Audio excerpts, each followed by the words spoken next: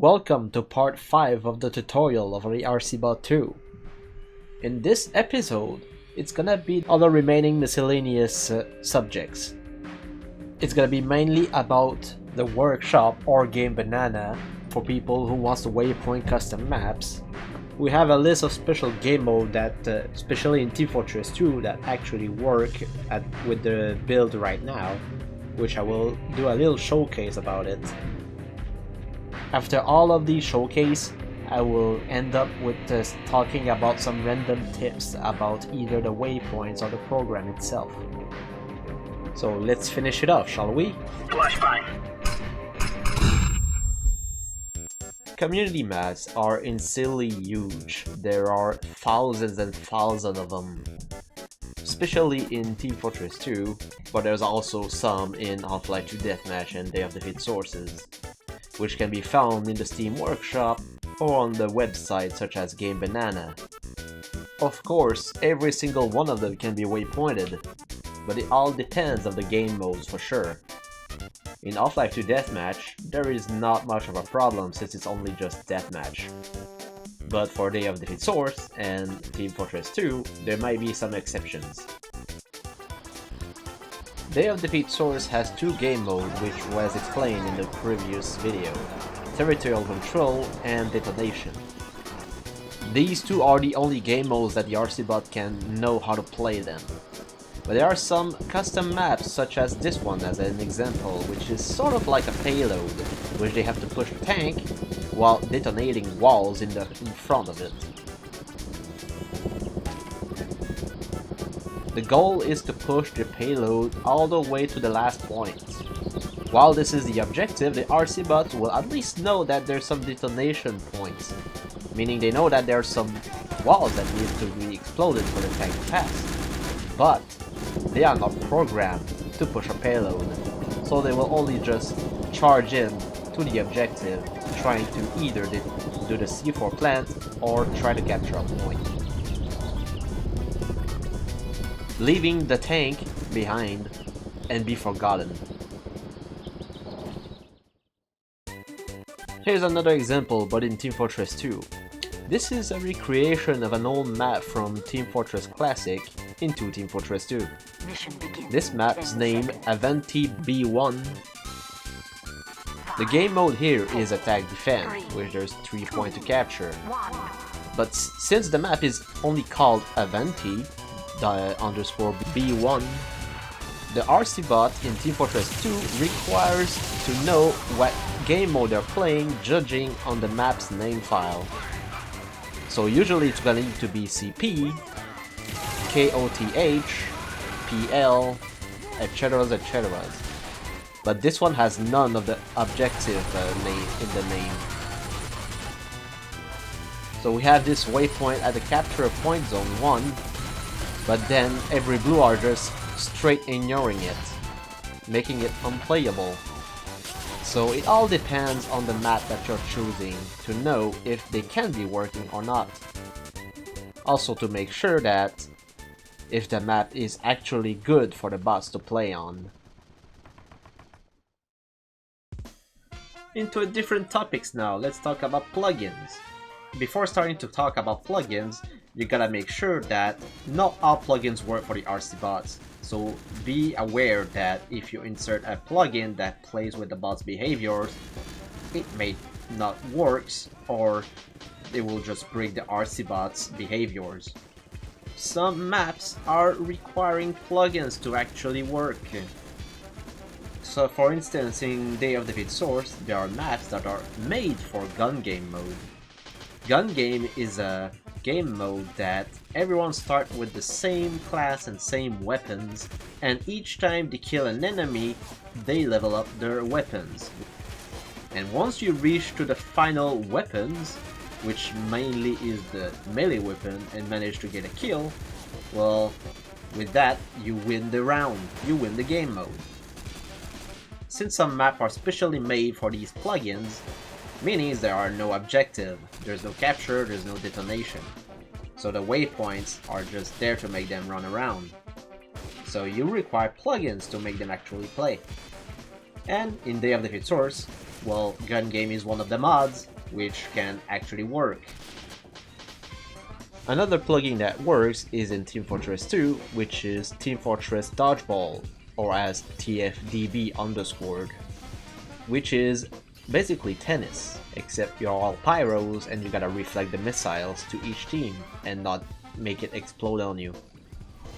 The RCBots are fully aware that they can air blast the projectiles, so this is a good game mode that can actually work for waypointing, as an example. In Team Fortress 2, there's a lot of maps that are VScripted as well, which are not a problem for the RCBots, but as long as they follow the game rule, which is doing the objective, it's supposed to be fine. But if the game mode VScripted forced to add something new, like a new mechanic, it might be a problem, so be aware about that. From now on, I will make a little showcase of every game mode that RCBot can work. Some are experiment, and some does work. There are some maps that have 2 game modes in one, which I will show some list of example right now on the screen, such as having capture the flag and CP at the same time, or it can be payload and CPs at the same time. These are simply examples, but just be warned that if you do a map that has 2 game modes, it may require more special waypoints to actually make them work, or depending on the game mode, might be complex to do so. So here's a showcase about some maps that actually work with RCBots with the game mode that will display in the corner.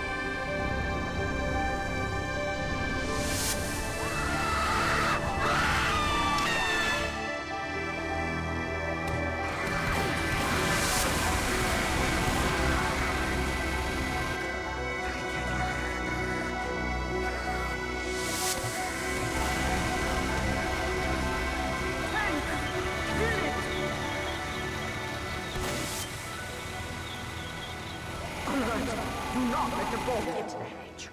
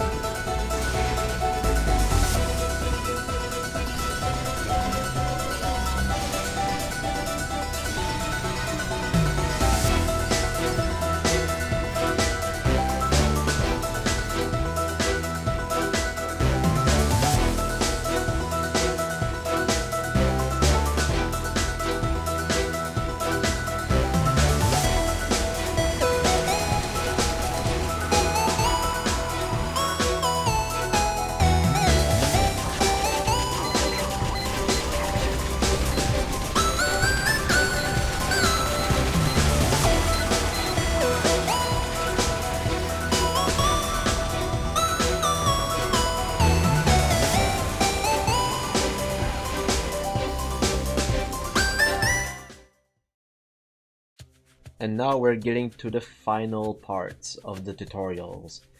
The next parts will be about the tips that I haven't mentioned in any previous videos that could be handful for waypointing or anything else.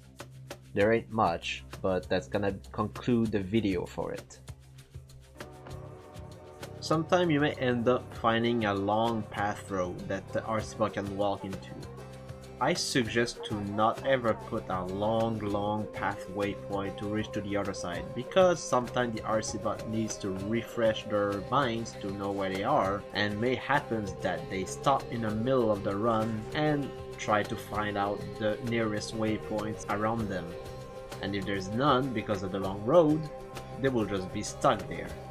So it is required to always at least have multiple flag waypoints to make sure that they can cross easily without need to refine their pathways.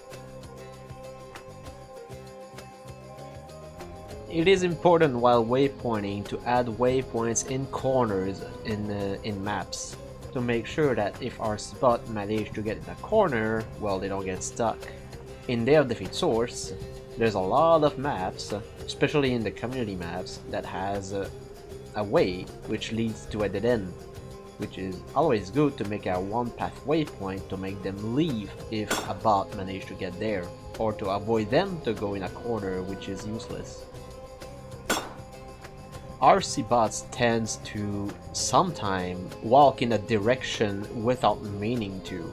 Even myself, I can't explain why that happens, but sometimes it just happens and they manage to reach to a certain position which no waypoint is. And it's always good to have a waypoint in specific unusual places to make sure that they can come back where they came from. It's all the same in other games, but in Team Fortress 2 there's a lot of classes which can make RCBot fly away from spot to another because of certain weapons like air blasting, explosion, or even some items such as the Force of Nature which push enemies. Sometimes they can land in places you don't expect to be, such as rooftops. It's always good to have waypoints on in place where you think that could happen for RCBots to reach there. Otherwise you'll just find them on the top not doing anything but just shoot if they see an enemy. While waypointing in a wide area, I will always recommend to have radius on. Otherwise you'll notice in TF2, such an example spies, that will have no choice but forced to touch the enemies in the pathway if it's set to radius 0, meaning they cannot go around, and it's gonna make an awkward moment that some RCBot will not notice that what they hit is a spy for a few seconds.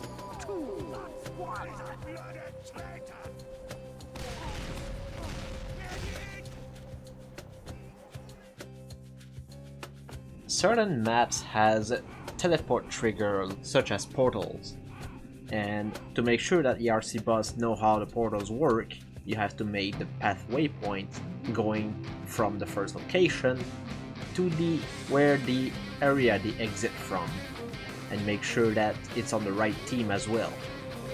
To be able to put a correct waypoint is either by no clipping behind the teleport the trigger or the portal and make it one-way path to the exact location that they are supposed to be teleported at. Or the other way is to add a jump before the portal, so when they jump, they will land directly in the portal, which will force them to go to the teleport trigger locations. But some apps has some portals only in during event moments, mostly in Halloween. To make sure that they can use it, you have some options, and the way I do it is to add route waypoints, so they occasionally go there if necessary, but if there is no teleport, at least they can come back to the battlefield. But if there is one, they will be able to teleport to the underworld sections. And one last thing to say is, if you ever start a waypoint for your first time, or at least a beginner, you can always go in previous maps already made by other people and examine their works, so you can use them as advantage to learn more how they put the waypoints flag, so you can know how to do it. It's very helpful if you're a visual person. And finally, if any of you people needs questions about RCBots, there is the Discord group for the RCBot community, which is mostly active there, if anyone has some Q&A to respond about. Links of the RCBot group will be in the description. And this will conclude the RCBot tutorial video. I really hope that helped anyone who were interested to know more about the program and interested to try it themselves. We are welcoming every new people who wants to join the community. And I want to say a huge thanks for the RCBot community for the help and support for making me all of these videos coming true, which I'm very pleased that I could finally finish off this project, which took me months to do, and I am really happy of the result. So with that note, I'll thanks for you again for watching all of the video, and I appreciate the time that you went to look at them. And I'll see you guys next time.